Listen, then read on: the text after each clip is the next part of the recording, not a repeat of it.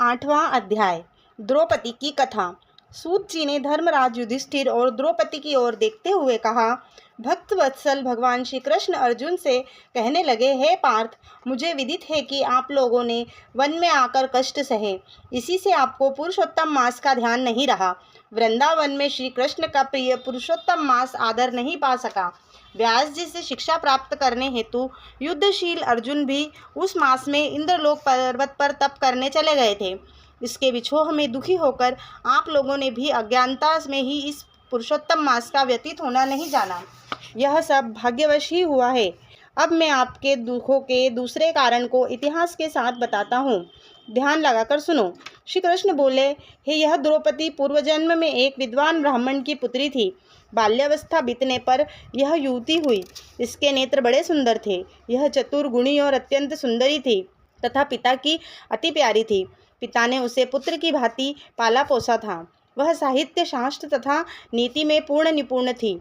माता की मृत्यु के पहले हो गई थी, इससे उसके पिता ने ही पाला था। पड़ोसियों और सखियों का सुख देखकर वह भी पति और पुत्र आदि की कामना करने लगी। विचार करती रहती कि ऐसे गुणी और भाग्यशाली पति, पुत्र आदि मुझे किस प्रकार प्राप्त होंगे। किस देव की उपासना की जाए, किस मुनि के समीप जाऊं, कौन सा तीर्थाटन करूं, मेरा भाग्य क्या सोया हुआ है, मुझे पत्नी रूप में अंगीकार क्यों नहीं करता। मैं अपनी सखियों में प्रमुख बनी हूँ, किंतु फिर भी कुमारी हूँ। मेरी सखियों को स्वामी के सुख का जैसा अनुभव है, मुझे वैसा नहीं है। इसी से मुझे अत्यंत क्लेश है। इसी प्रकार इच्छाओं के समुद्र से चिंतातुर वह कन्या मोह और शोक के सागर में हर समय डूबी रहती थी। दूसरी ओर यह विद्वान ब्राह्मण कन्यादान हेतु उपयुक्त पात्र की खोज करने में लगा रहा, किंतु उसके योग्य पात्र नहीं मिला और वह निराश हो गया। उसे तीव्र एवं दारुण ज्वर ने ग्रस्त कर लिया। उसने अपनी पुत्री को स्मरण किया, किंतु जब तक भयभीत पुत्री उस तक आई, उसके प्राण निकल गए। इस प्रकार वह ब्राह्मण अपने जीवन काल में कन्यादान करने की प्रसन्नता भी अनुभव नहीं कर सका।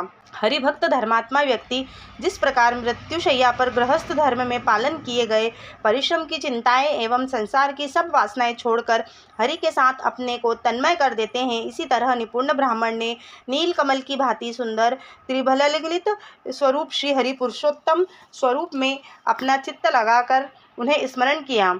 उसने मन ही मन भगवान से प्रार्थना की। मृत्युशैया पर पड़े उस ब्राह्मण के ऐसे वचनों को सुनकर भगवान के लोक से उनके पार्षद आ पहुँचे और मृतक की आत्मा को लेकर भगवान के चरण कमलों में प्रस्तुत कर दिया। अपने पिता को मृत पाकर वह कन्या हाहा करके रुदन करने लगी। पिता के शरीर को गोद में रखे वह करुण विलाप करने लगी।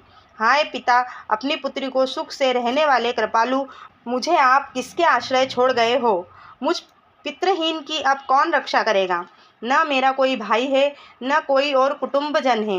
मेरी तपस्विनी माता भी नहीं है। इस प्रकार अश्रु बहाती हुई वह ब्राह्मण बालिका बारंबार रुदन करती रही।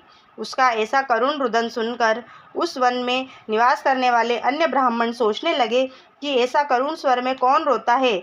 तो पता लगा कि ब्राह्मण की पुत्री रोती है। उसका पिता मृत्यु को प्राप्त हो गया था। सो अब एकत्रित होकर उस ब्राह्मण बालिका के निकट पहुँचे और रुदन करने लगे। अंत में उन्होंने उस बालिका को गोद में मृतक शरीर को उठाया और काष्ठादि से चिता बनाकर शिवालय के निकट शमशान में उसकी अंत्येष्टि कर दी। उसके पश्चात दुखी ब्राह्मण बालिका को धीरज बंधाकर अपने अपने निवास स्थानों की ओर लौट आए। बालिका ने पिता के सभी उदर्व दैहिक विधानों में यथाशक्ति व्यय किया और उसी वन में अपने पिता विछोह से दुखी रहने लगी। राधे राधे।